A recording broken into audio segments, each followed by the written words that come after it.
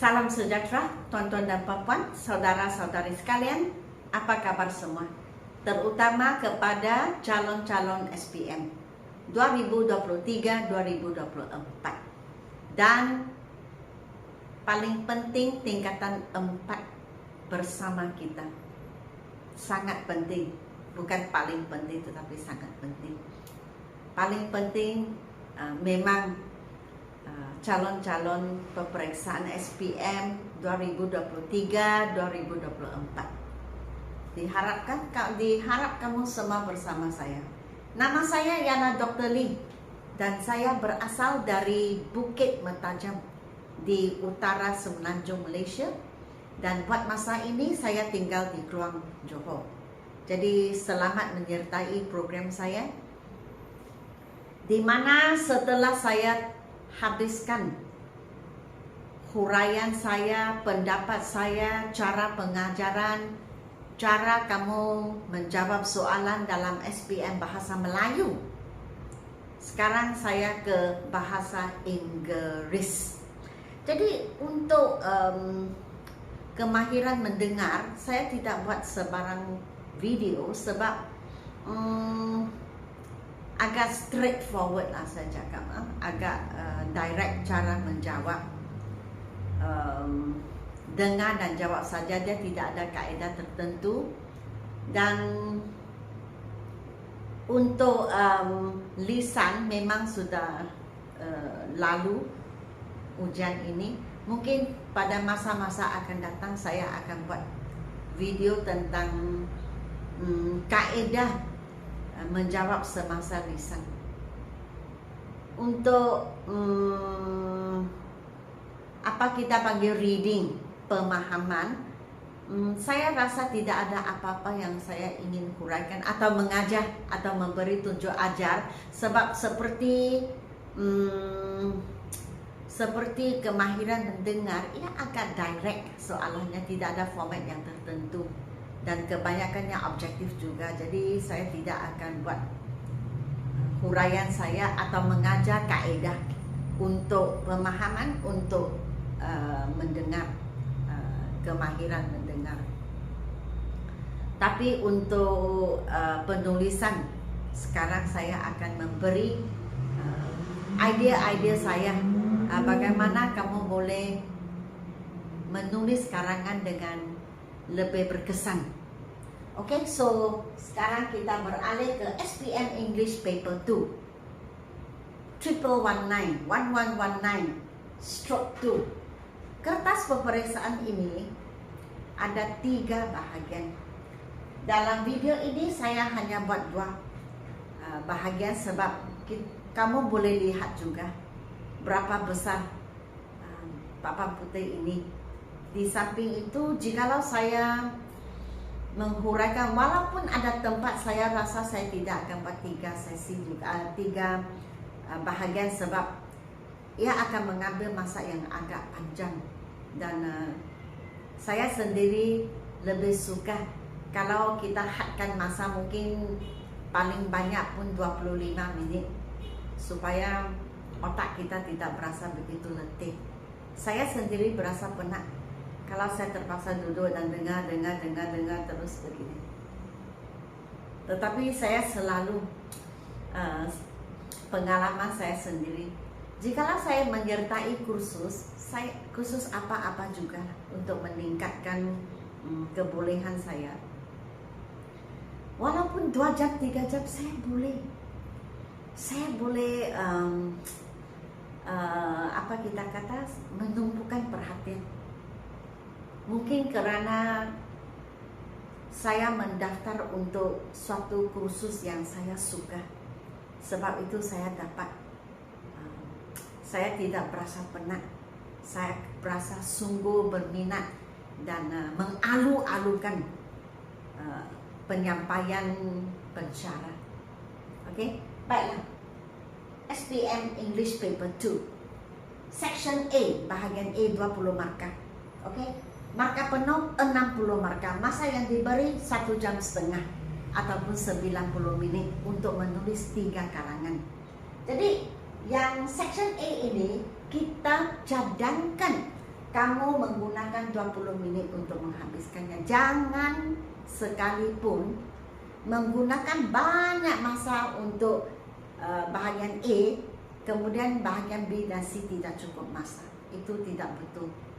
Kaedahnya tidak betul. Mengapa? Sebab setiap bahagian markanya sama. Tidak kira kamu tulis 80 perkataan kah, 150 perkataan kah, 250 perkataan, markanya sama 20. Jadi kita mesti sendiri fikir, jika kita meluangkan banyak masa untuk menulis email sehingga 40 menit, kemudian tidak ada masa untuk menulis section B dan C, cara ini tidak betul sebab kamu akan kehilangan banyak markah. Sebab berapa patah perkataan yang kamu tulis pun, contohnya kamu sangat pandai menulis email, kamu ingin menyampaikan email yang bagus sekali, tulis sampai 200 patah perkataan, tidak berguna juga. Sebab 80 patah perkataan pun 20 markah. Kamu tulis 800 patah perkataan pun 20 markah, paling banyak. Jadi saya rasa pelajar mesti pandai-pandai ya.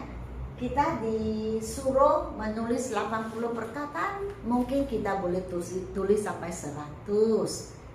Tapi kalau menggunakan banyak masa, saya tidak cadangkan pun. Kalau hanya setakat menulis 100 patah perkataan, saya tidak cadangkan pun. Sebab dia sudah beritahu kita about 80 words. So lebih kurang artinya. Oke, yang penting kita mesti tengok jam, kita mesti tengok masa. Oke, masa yang diberi 20 menit, markah penuh untuk section A 20 markah. Ini tugasan kita, reply email. Oke, ada email diberi, kita membalas email. Oke, so bahagian ini dipanggil short communicative message. Begini. So permulaannya jangan lupa tulis to dan subjek. Subjek berasaskan soalan, apakah subjeknya, apakah tajuknya. Terus kita bermula email kita. Untuk email, sebab dia secara informal, tidak formal, maka kita boleh gunakan don't, isn't, haven't. Tapi kalau kita gunakan do not, is not, have not, betul juga, tidak salah. Oke? Dan kita boleh mula begini, kita boleh bermula begini.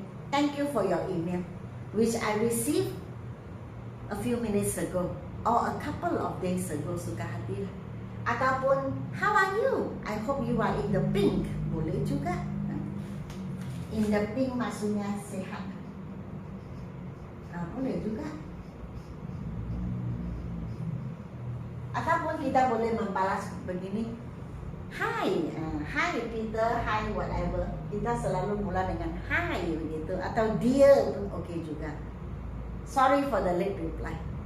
I was very busy preparing for my school exam, whatever, apa-apalah, beri satu alasan. So sebagai permulaan, ataupun mungkin kawan kamu mencadangkan ada cuti umum.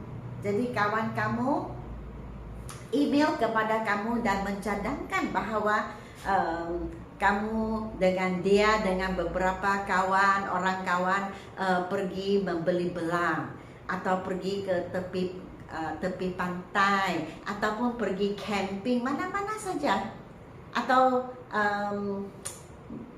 melawat ke dusun, apa-apa saja, mungkin dia cadangkan. Jadi ya, kamu boleh mula dengan ini. What a great idea. Ataupun what a fantastic idea. Atau what a wonderful idea. Boleh, kita boleh mula begini. Baru kita sambung. I totally agree with you that we should go and visit an orchard, or the orchard. Mungkin kita mau suggest kan, kita mau cadangkan Pak Mats orchard, ataupun What a wonderful idea. Kita sambung dengan let's. Let's go to Kota Tinggi Waterfall. Apa-apa saja. Okay? Yang let's kita boleh tulis let us juga. Kita boleh mula begini, tidak salah. Okay?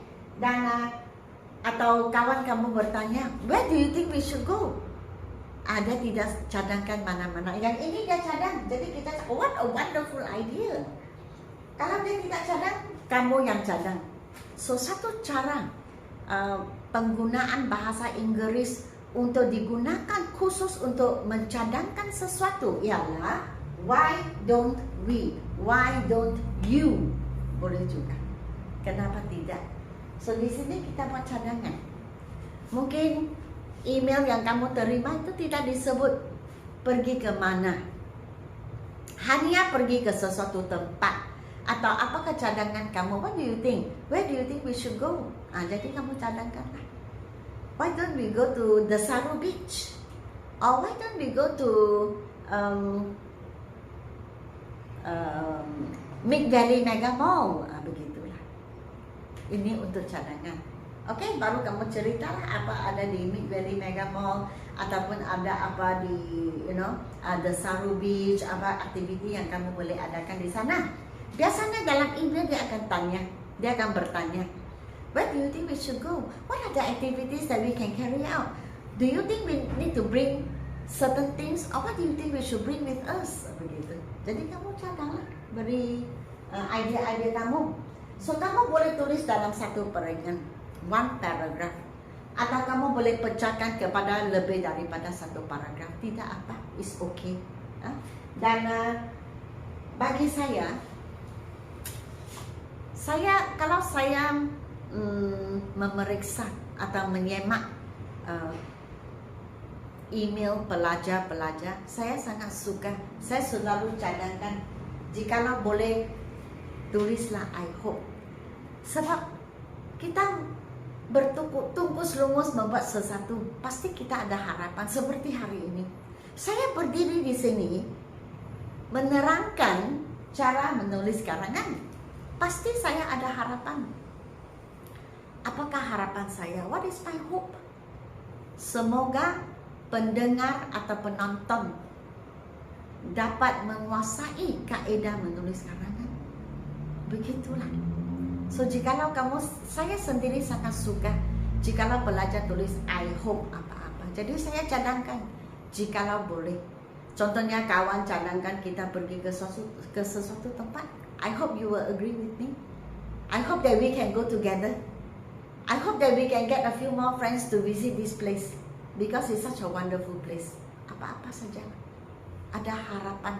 Saya rasa karangan begini cantik. Dan lepas itu jangan lupa bye, take care, bye, and take care, good night, introduce apa-apa sajalah. Bye, boleh. Hi, bye, begitu. Jadi di sini jangan lupa ya. Saya tulis di sini sebab saya tidak ada tempat memang. So mungkin saya tulis di sini. Mungkin saya gunakan warna hijau supaya lebih jelas. Jadi jangan lupa lah ya, tulis hi ataupun koma pun boleh, hi. Oke, kita boleh tulis dia siapa-siapa, boleh juga. Oke, dan akhir sekali jangan lupa tulis nama kamu. Bye, and then your name. Jangan lupa ya. So saya sudah habis berbincang, memberi idea saya bagaimana kamu boleh menulis short communicative message dengan lebih baik. Sekarang kita ke section B. Section B sebenarnya senang. Mengapa? Kita panggil section B itu guided writing. Maksudnya karangan panduan. Kita diberi garis-garis panduan untuk menulis. 20 markah, tetapi karangan ini panjang sedikit, di antara 125 hingga ke 150 patah perkataan. Masa yang dicadangkan 30 menit. Jangan lebih daripada itu sebab ada lagi satu karangan yang harus kamu menulis. Jangan sekalipun mempunyai masalah waktu menghantar kertas peperiksaan. Tinggal lagi satu karangan tidak tulis, atau setengah lagi belum siap. Aduh, hilang markah kamu. Ya, jadi jangan. Waktu kamu sampai ke sini, seharusnya kamu sudah menggunakan 20 menit dan tidak lebih. Sebab kamu mesti meluangkan 30 menit untuk ini, dan ada lagi satu karangan yang harus kamu menulis. Yang ini senang. Mengapa? Sebab kamu diberi, kita English panggil draft. Saya rasa bahasa Melayu draft juga. Kamu sudah diberi draft. Contohnya, saya beri contoh saja, ya. Mungkin guru kelas kamu, ataupun kamu sudah tamat pengajian tingkatan 5, jadi ingin berpisah dengan guru sekolah kamu, mungkin guru co-curriculum, guru penasihat, ataupun guru kelas kamu. Okey? Dan kamu sedang berbincang dengan kawan-kawan, atau cikgu menyuruh kamu membuat satu diskusi. Kemudian cadangkan apakah hadiah yang boleh dibelikan untuk mungkin guru darjah atau siapa-siapa, atau pengetua sekolah kamu akan bersara atau dia dipindah ke sekolah lain, jadi belilah farewell gift, hadiah perpisahan. Jadi dia beri kita 3 ayat pendek, di mana dia memberi kita cadangan bagaimana menulis karangan.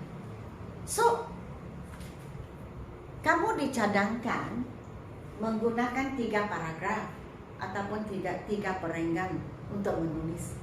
Jadi perenggan yang pertama, bagaimana bermula, senang sahaja. Jawab soalan. Our principal, Encik Zaki, will be leaving us soon. He has been transferred to SMK Munshi Abdullah contohnya. So our class has been discussing. Ikut soalan saja. Kami sedang berbincang what farewell gift we should buy for Encik Zaki. Sudah. Itu dipanggil apa? Itu dipanggil thesis statement in English. Dalam bahasa Melayu mungkin kita panggil thesis penyata thesis. Maksudnya ayat itu akan memberitahu pembaca apakah kandungan karangan kita. That is called the thesis statement. 1 ayat sahaja. Biasanya kita tulis di penghujung paragraf pertama. So biasanya dia beri kita. So kamu masuk ke paragraf 2. Okey, kamu cakaplah apa yang kamu rasa boleh beli dan mengapa beli hadiah ini. Mungkin kamu cadangkan beli dompet. Jadi berilah contoh mengapa membeli dompet itu adalah satu cadangan yang baik. Mungkin kamu boleh cakaplah dompet adalah satu keperluan untuk para lelaki ataupun perempuan. Sebab waktu kita keluar mesti ada tempat untuk meletakkan IC kita, kad kredit, debit, lesen memandu, duit, kan? Dan kamu boleh kreatif sedikit. Mungkin kamu boleh cakap, oh, and you know, I remember a few days ago in the canteen, I saw Encik Zaki taking out his wallet to take out some money because he was buying a bowl of noodles. And I saw that the wallet was quite old and worn out. Kan? Sudah mungkin boleh cakap koyak-koyak pun suka hati lah. I saw that the wallet was torn. Wah, sudah koyak pun. So I suggest we buy this. Begitulah, mesti persuasif. Persuasif maksudnya kita mesti menulis dalam satu cara di mana kamu boleh mempengaruhi yang baik lah, mempengaruhi orang lain untuk bersetuju dengan kamu, memujuk. Lepas itu cadanglah di mana kamu rasa tempat yang paling best untuk membeli dompet tersebut. Begitu saja. Oke? Dan kalau ayat persuasif, ayat memujuk, biasanya kita guna ini. I'm sure Encik Zaki will love this wallet. Okay? Ataupun he will definitely like this wallet. Gitu. Pasti dia akan suka. Oke, ini untuk ayat ini untuk persuasif. Dan lepas itu, jikalau kamu ingin menulis I hope pun boleh, tidak tulis pun boleh. Kalau ingin menulis I hope, saya sangat suka kalau pelajar tulis saya berharap. Jadi karangan dia saya rasa sangat matang. Waktu dia cakap I hope, macam karangan ini, membeli